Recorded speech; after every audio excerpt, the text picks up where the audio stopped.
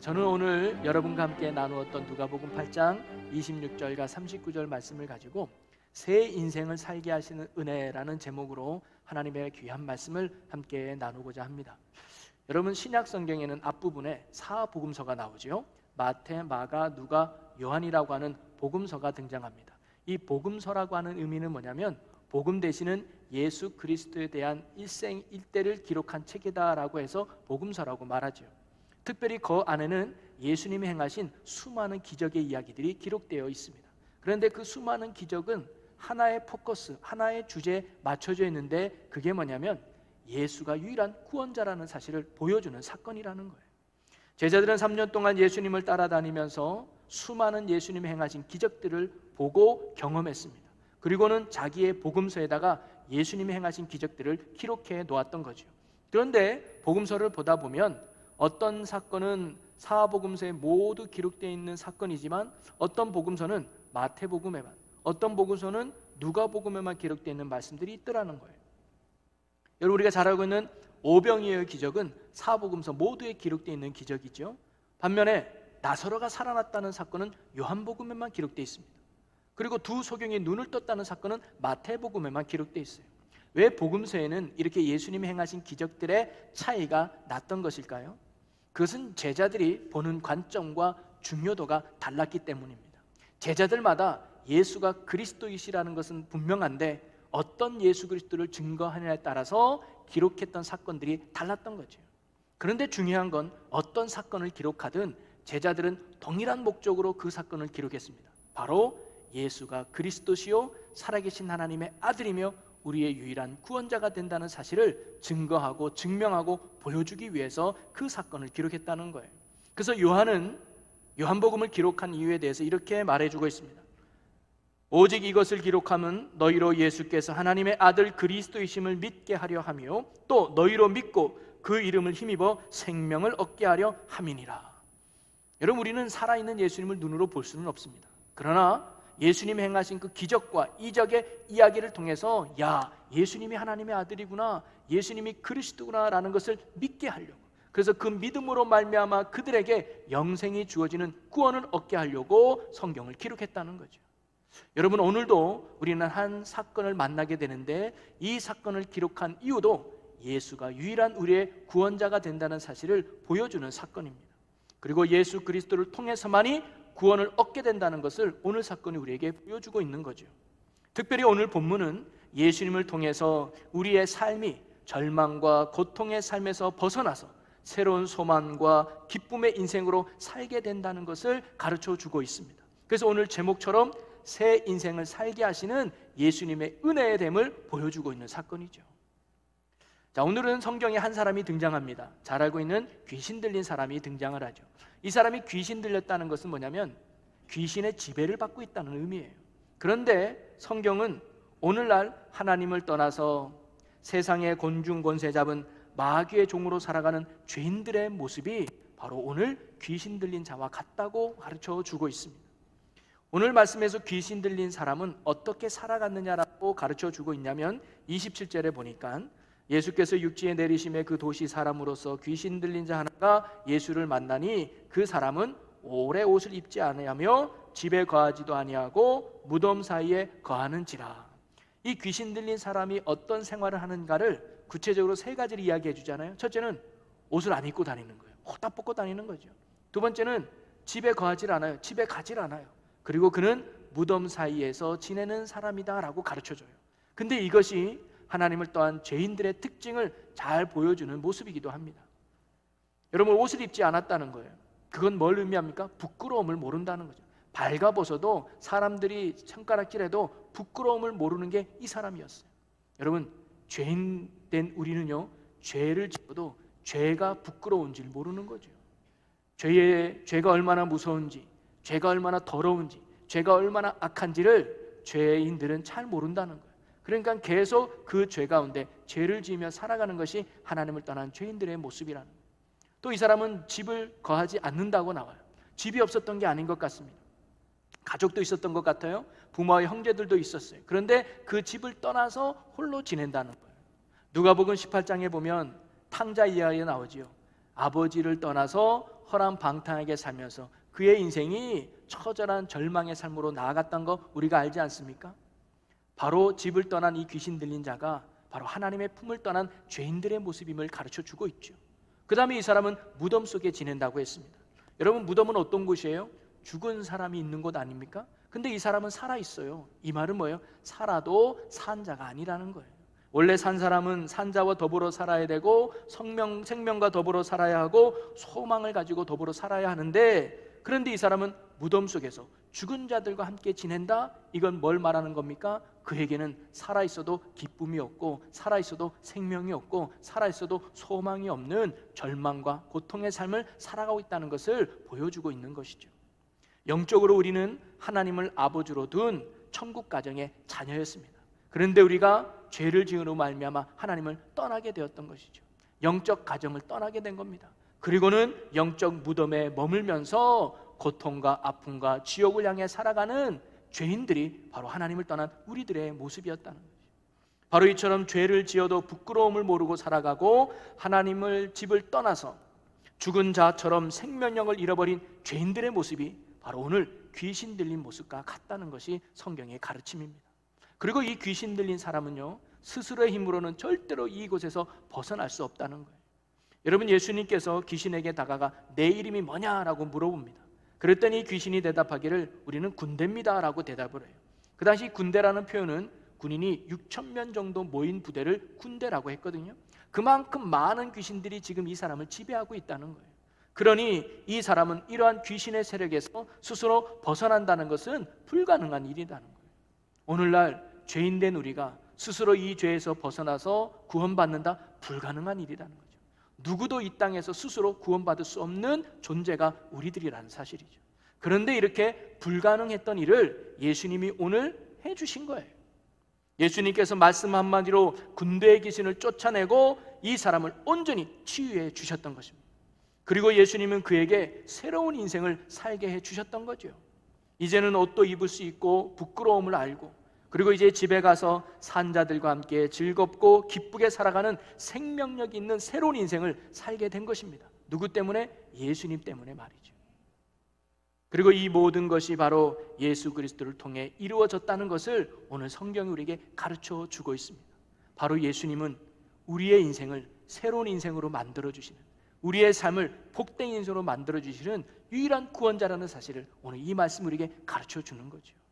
여러분, 오늘도 예수 안에 참된 구원과 참된 생명이 있는 줄로 믿으시기를 바랍니다.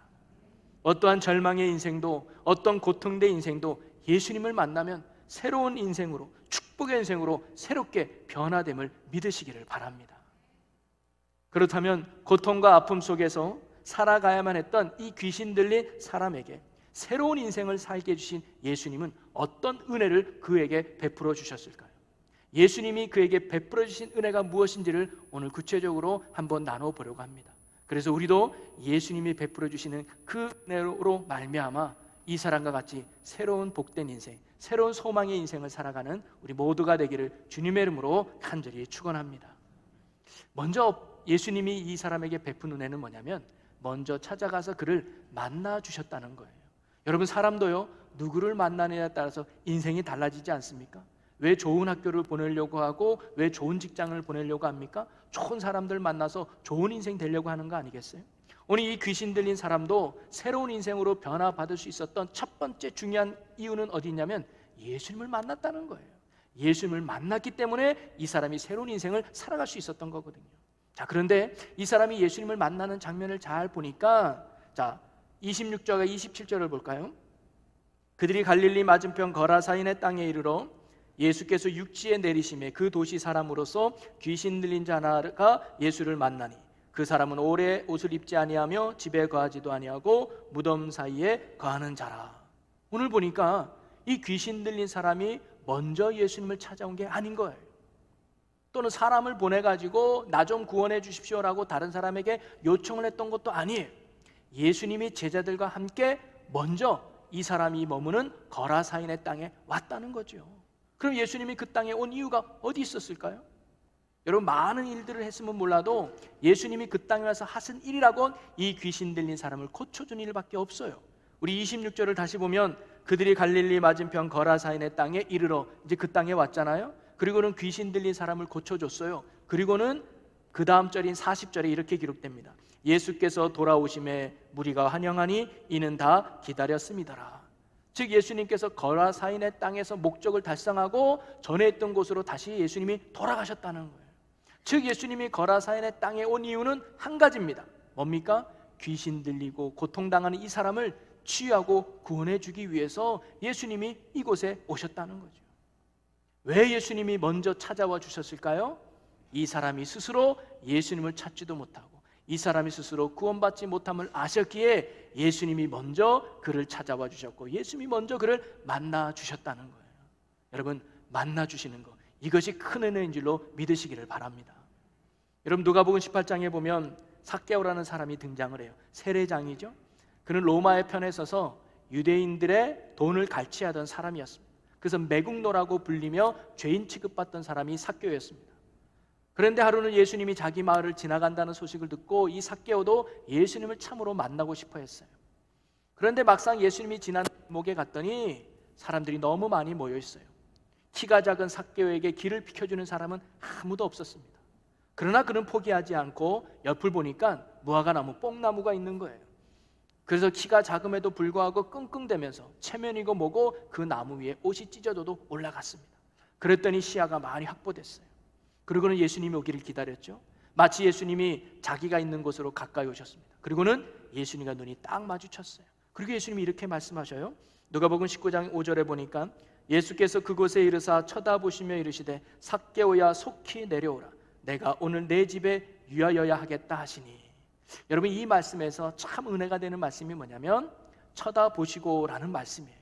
여러분, 지금 삭개오는 위치상 위에 있어요. 내다보고 있지 않습니까? 그런데 예수님은 지금 아래에 있는 거예요. 시야상 삭개오가 예수님을 잘 보이지만 예수님은 삭개오를 잘 볼 수 있는 위치에 있는 게 아니에요. 앞에 있거나 옆에 있으면 훨씬 잘 볼 수 있지만 위에 있으면 예수님이 일부러 고개를 들지 않는 상 예수님은 삭개오를 볼 수가 없었단 말이죠. 그런데 오늘 본문 말씀에 삭개오가 예수님 나 좀 쳐다봐 주세요, 예수님 나 여기 있어요 소리친 것도 아니에요. 그런데 예수님이 뭐예요? 먼저 쳐다봐 주셨다는 거예요. 여러분, 이것이 참으로 큰 은혜입니다. 여러분, 삭개오에게는요 당시 이 사건이 얼마나 큰 충격으로 다가왔을까요? 뭐냐면 그 수많은 사람들이 있음에도 불구하고 나를 쳐다봐 준 것이 삭개오에게는 큰 충격이었어요. 내가 말하지도 않았는데, 나 좀 봐주세요라고 구하지도 않았는데 예수님이 알아서 나를 쳐다봐 줬다? 이거 큰 은혜죠. 또 하나는 자신의 이름을 불러줬다는 거예요. 한 번도 말란 적이 없고 자기는 소개한 적도 없는데 예수님이 삭개오야 라고 이름을 불러줬다는 거, 이것이 삭개오에게 큰 충격이었죠. 그리고 세 번째는 뭐냐면 그 당시 유대인들에게는 정말 훌륭하고 좋은 사람들이 많았을 거예요. 그런데 예수님이 그 많은 사람들의 집에 가지 않고 그 당시 손가락질 당하며 죄인 취급받던 자신의 집에 머물겠다고 하는 그 예수님의 말이 이 삭개오에게는 참으로 충격으로 다가왔으며 큰 감격으로 다가왔을 거예요. 여러분, 사실 그날 삭개오가 예수님을 만나려고 길가에 갔지만 가만히 보면 삭개오가 만나러 가려고 했던 것이 아니라 예수님이 삭개오를 만나려고 여리고에 오셨다는 것을 알 수가 있습니다. 이미 예수님은 삭개오가 누군지, 어떤 사람인지, 그리고 그가 어떤 절망과 아픔 가운데 있는지 알고 계셨어요. 그래서 예수님은 그를 구원하고자 여리고로 오셨던 거죠. 먼저 찾아와 만나주시는 은혜가 삭개오에게 임했던 것입니다. 여러분, 오늘 귀신 들린 사람도 보면요, 사람들은 무서워해서 근처에 얼씬도 하지 않았습니다. 심지어 쇠고랑과 쇠사슬을 묶고 들을 두기도 했습니다. 철저하게 사람들과 격리시켜 놓았던 거죠. 그런데 예수님은 모든 사람들이 이렇게 멀리하고 외면했던 그 사람에게 먼저 찾아와 주시고 그를 만나 주셨다는 거예요. 여러분, 만나 주시는 것이 큰 은혜요 축복인 줄로 믿으시기를 바랍니다. 여러분, 기독교와 타종교의 큰 차이가 바로 여기에 있습니다. 타종교는요, 인간이 노력해서 신을 만나는 거예요. 네 정성이 부족하다, 네 노력이 부족하다, 더 열심히 해, 그래야 신이 너를 만나주지. 그게 타종교예요. 근데 기독교는 아닙니다. 피조물인 인간이 창조주 하나님을 절대 만날 수 없어요. 죄인된 인간이 거룩한 하나님을 절대 찾아갈 수 없어요. 그래서 하나님이 우리에게 직접 내려와 찾아와서 만나주신 것이 기독교예요. 그게 성육신 아닙니까? 오늘도 내가 잘해서 구원받은 것 같지만 아니에요. 예수님이 먼저 나를 찾아와 주시고 내게 먼저 손 내미시고 나를 만나주셨기에 오늘 저와 여러분이 하나님의 거룩한 자녀로 구원받게 된 줄로 믿으시기를 바랍니다. 오늘도 우리가 예수님을 만나려고 예배드리러 왔지만 내가 나온 게 아니에요. 예수님이 오늘 우리를 만나주시고자 오늘도 저와 여러분을 이 예배의 자리로 주님이 불러주신 줄로 믿습니다. 오늘도 그 주님 앞에 손을 내밀면 우리 주님이 손을 잡아주실 것이고, 눈을 들어 주님 바라보면 오늘도 사랑의 주님께서 여러분을 흐뭇하게 바라보시며 함께 하실 줄로 믿습니다. 예수님은 우리가 어떤 형편과 상황에 놓여 있다 할지라도 먼저 나를 찾아와 만나주시는 은혜의 주님이라는 거죠. 이런 만남의 은혜가 우리 모두에게 있기를 주님의 이름으로 간절히 축원합니다. 그리고 예수님은 이 사람을 만나주신 걸로 끝나지 않았어요. 만나주셨던 주님은 이 사람에게 어떤 은혜를 주셨느냐? 변화시키는 능력으로 이에게 큰 은혜를 베풀었다는 거예요. 여러분, 귀신 들린 사람이 어떤 삶을 살았다 그랬죠? 옷을 벗고 집을 떠나고 무덤 사이를 지냈다 그랬어요. 동일한 말씀이 기록되는 마가복음에는 몇 가지가 더 기록되어 있는데 이렇게 기록됩니다. 밤낮 무덤 사이에서나 산에서나 늘 소리 지르며 돌로 자기 몸을 해치고 있었더라. 이 사람은요, 밤낮 소리를 질렀어요. 그리고 돌멩이로 자기 몸을 긁으면서 몸에 상처가 나고 피가 흘렀겠죠. 여러분, 만약에 이런 사람이 여러분 주변에 있다면 너무 무서운 거 아니겠습니까? 어떻게든 이 사람을 피하려고 하는 공패의 대상이겠죠. 그런 삶을 살아야 했던 이 사람의 고통과 아픔은 얼마나 컸겠습니까? 자기의 의지와는 상관없이 귀신의 지배를 받아서 나도 모르게 자해를 해야 되는 그 고통의 삶. 이처럼 귀신 들린 사람은 정신과 육체가 파괴된 삶을 살고 있었다는 거예요.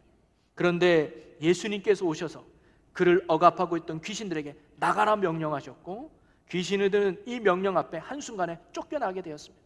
그래서 그 사람은 놀라운 변화가 일어났는데 어떤 변화가 일어났는가? 35절을 우리 다 같이 읽어보겠습니다. 사람들이 그 이루어진 일을 보러 나와서 예수께 이르러 귀신 나간 사람이 옷을 입고 정신이 온전하여 예수의 발치에 앉아있는 것을 보고 두려워하거늘. 첫째, 그 사람이 정신이 온전해졌대요. 소리 빽빽빽 지르고 돌멩이로 자기 몸을 이렇게 하면서 절대로 제정신이 아닌 것 같던 사람이 정상이 된 거예요.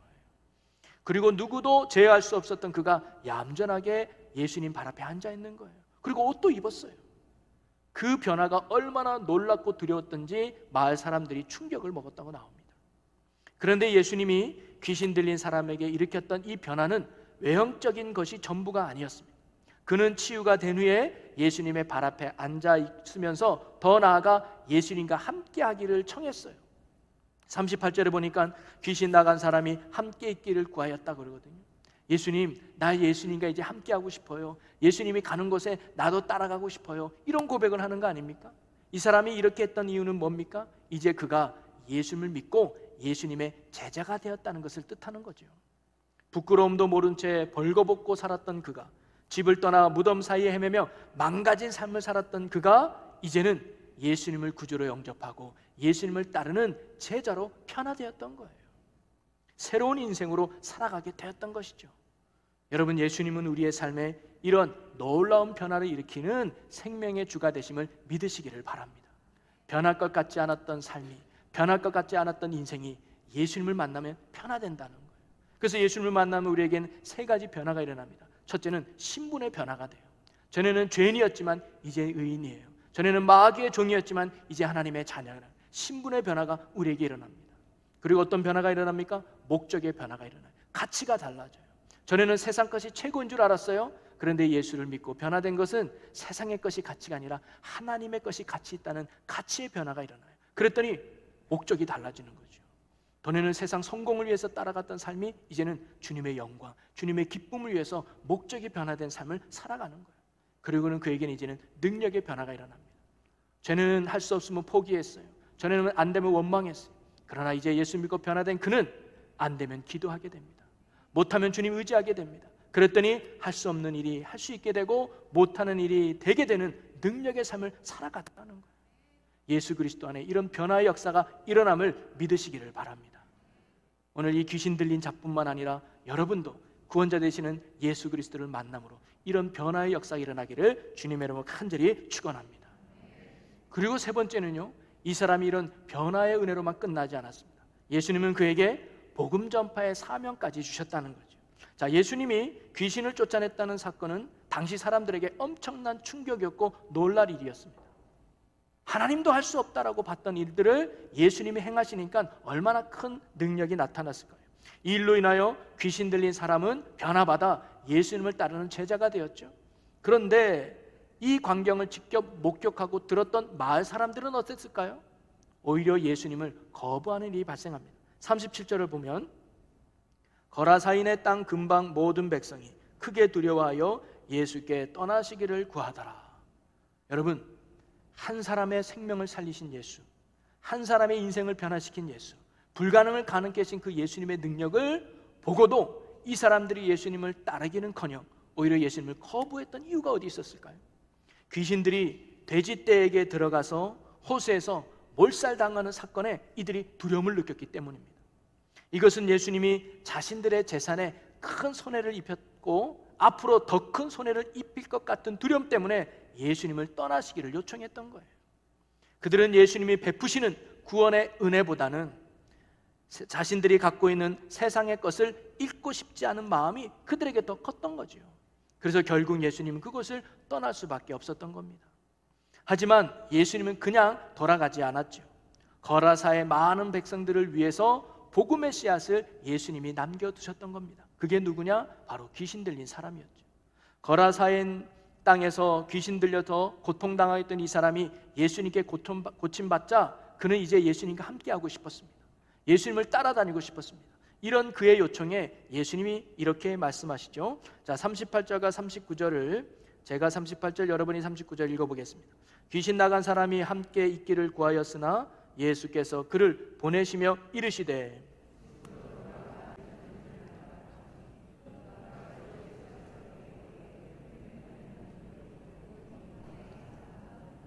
아멘. 여러분, 이 사람은 정말 예수님 때문에 새로운 삶을 살게 된 거예요. 예수님 때문에 새 인생을 살게 된 거예요. 그래서 언제든지 그 예수님과 함께 살고 싶은 마음이 있었겠죠. 그래서 예수님과 함께 해달라고 요청했을 거예요. 그런데 예수님은 그에게 뭐라고 말씀합니까? 하나님께서 어떻게 너에게 큰 일을 행하셨는지 너는 전하라 하면서 그를 집으로 돌려보내요. 그리고는 그는 예수님의 말씀대로 자신에게 행하신 하나님의 놀라운 일들을 온 동네를 다니면서 전파합니다. 오늘은 이 집, 내일은 저 집 돌아다니면서 말이죠. 예수님은 삶의 의미와 목적을 잃고 살아가야 했던 이 사람에게, 귀신 들린 그 사람에게 무슨 삶의 의미가 있었겠습니까? 무슨 삶의 목적이 있었겠습니까? 무슨 삶의 가치가 있었겠습니까? 죽지 못해서 살지 않았겠습니까? 그런 아무런 삶의 의미와 목적과 가치를 잃고 살아가던 그에게 예수님은 복음을 전하라고 하는 사명을 그에게 새롭게 주신 거예요. 그리고 그가 복음 전하는 삶, 가치 있는 삶을 살도록 만들어 주신 것이죠. 그리고는 그는 자신에게 주어진 이 복음의 사명을 정말 기쁨으로, 감사함으로 감당하지 않았을까요? 아유, 귀찮아 죽겠네. 오늘도 전해야 되니. 힘들어 죽겠네. 내일 또 아무개도 전해야 돼. 왜 하나님은 내게 이런 사명을 주셔가지고 나를 이렇게 피곤하게 할까? 그러지 않았을 거예요. 자기가 구원받을 은혜, 자기가 구원받은 이 기쁨이 너무 커서 밥만 먹으면 전도하러 다니지 않았을까요? 아무개씨, 나 좀 만납시다. 왜요? 내가 변화받았잖아. 내가 어떤 인생 살았는지 너도 알잖아. 그치? 너 귀신 들렸었잖아. 그치? 근데 나 좀 봐. 지금은 내가 청상이 됐어. 지금 내가 사는 게 너무 기뻐. 왜 그런 줄 알아? 예수 만나면 돼. 예수 안에 구원의 은혜가 있어. 예수님 때문에 내가 이렇게 변화됐어. 너도 예수 만나면 달라질 수 있어. 이렇게 말하는 게 이 사람이 얼마나 기뻤을까요? 에이, 안 믿어. 내가 내일 또 올게. 그 다음날 또 갔을 거예요. 매일매일 하루하루가 이 사람에게는 의욕이 넘치는 기쁨의 삶을 살지 않았을까요? 그런 의미로 본다면 복음 증거의 사명은 이 사람에게 주시는 또 다른 예수님의 은혜였다고 하는 사실이죠. 여러분, 오늘도 저와 여러분이 예수 그리스도의 십자가의 은혜로 구원받은 하나님의 축복의 자녀인 줄로 믿으시기를 바랍니다. 그리고는 예수님이 오늘 우리에게도 복음 전파의 사명을 우리에게 주셨다는 거예요. 그거는 짐이 아니에요. 은혜인 줄로 믿으시기를 바랍니다. 그래서 우리가 그 복음 전파의 사명을 이 사람과 같이 기쁨과 감사함으로 잘 감당해내는 우리 모두가 되기를 주님의 이름으로 간절히 축원합니다. 말씀을 한번 정리하면요, 여러분, 오늘은요 우리가 한 사건을 접하게 돼요. 이 사건을 통해서 말하려고 하는 것은 바로 예수님이 우리의 유일한 구원자가 된다는 사실입니다. 그리고 그 예수님은 우리의 인생을 새롭게 변화시키고 새로운 인생을 살게 하시는 축복의 주인공이 예수님이라는 사실을 우리에게 가르쳐 주죠. 비참한 삶을 살았던 한 사람이 예수님을 만남으로 말미암아 그의 인생이 완전히 새롭게 변화되었습니다. 육신의 고통에서 벗어난 것은 물론이거니와 예수님의 제자가 되어서 예수님을 따르는 믿음의 변화의 삶을 그에게 일어났던 것이죠. 그리고는 나아가서 담대하게 복음을 전하는 복음 전도자의 삶을 살아가는 가치 있는 삶, 의미 있는 삶, 기쁨의 삶을 그가 살게 되었던 것입니다. 이렇게 한 사람의 인생을 변화시키는 그 원동력은 어디 있었느냐? 바로 예수님이 베풀어 주신 은혜에 있었다고 하는 사실이죠. 여러분, 오늘 귀신 들린 자에게 임했던 예수님의 크신 은혜가 오늘 우리 모두에게도 임하시기를 주님의 이름으로 간절히 축원합니다. 그래서 저와 여러분들이 예수님을 만나는 은혜가 있기를 바라고 그 주님으로 말미암아 변화받는 역사가 우리의 삶에 일어나기를 바라고 거기서 더 나아가 이런 구원의 기쁨과 구원의 감격을 가지고 여러분이 만나는 사람마다 예수 복음을 전하는 이런 은혜의 삶, 가치 있는 삶, 능력의 삶을 살아가서 마지막 하나님 앞에 잘했다 칭찬 듣는 저와 여러분 모든 삶이 되시기를 주님의 이름으로 간절히 축원합니다. 우리 이 시간 다 같이 함께 결단하며 기도했으면 좋겠습니다. 오늘 말씀을 기억하면서 우리 결단하기를, 주님, 오늘 귀신 들린 자를 찾아와 만나주시고 또 변화시켜 주시고 복음 전파의 사명을 주심으로 말미암아 그의 인생을 살맛나는 인생으로 바꿔주셨던 주님, 오늘 우리에게도 동일한 은혜를 베풀어 주시옵소서. 나를 만나주시고 나를 인생을 변화시켜 주시고 그리고 주님으로 인하여 새로운 소망과 기쁨의 인생을 살아가는 저희들이 되게 하여 주시옵소서. 할렐루야. 사랑과 은혜가 많으신 하나님, 귀신 들려서 삶의 소망을 잃어버리고 절망과 아픔 가운데 살아야 했던 그 사람을 주님이 먼저 찾아가 만나주시고 그를 변화시키시고 그에게 귀한 사명을 주심으로 가치 있는 인생, 축복의 인생으로 변화시킨 주님을 저희는 믿습니다. 하나님, 그 동일한 은혜가 오늘 우리에게도 임하게 하여 주시옵소서. 주님을 만남으로 우리의 인생이 변화되게 하시고 이제는 이 세상의 가치로 사는 것이 아니라 하늘의 가치로 이 땅에 복음을 전파하며 하나님과 더불어 새로운 소망과 기쁨의 인생을 살아가는 저희들이 되게 하여 주시옵소서. 그러기 위해 하나님, 우리가 주님을 온전히 인정하는 믿음의 백성들이 되게 하여 주옵소서. 예수님을 거부했던 마을 사람들과 같은 자가 되지 않게 하여 주옵소서. 내 것을 잃어버리기 싫어서, 내 것을 포기하기 싫어서 주님의 구원의 은혜를 저버리는 어리석은 자가 되지 않게 하여 주옵소서. 내 것을 좀 손해본다 할지라도, 내 시간이 좀 없어진다 할지라도 주님 만나는 시간에, 주님 앞에 나오는 시간을 아끼고 소중히 여기며 날마다 주님 앞에 믿음으로 나아가는 저희들이 되게 하여 주시옵소서. 그리하여 주님께서 베푸신 놀라운 은혜 속에 새로운 복음의 삶을 살아가는 우리 모든 주의 자녀들이 되게 하여 주시옵소서. 감사와 영광을 주께 돌리며 예수님의 이름으로 기도하옵나이다. 아멘. 이것이 나의 간증이요, 이것이 나의 간증이요, 이것이 나의 찬송이세. 아멘. 나 사는 동안 끊임없이 그 주를 찾아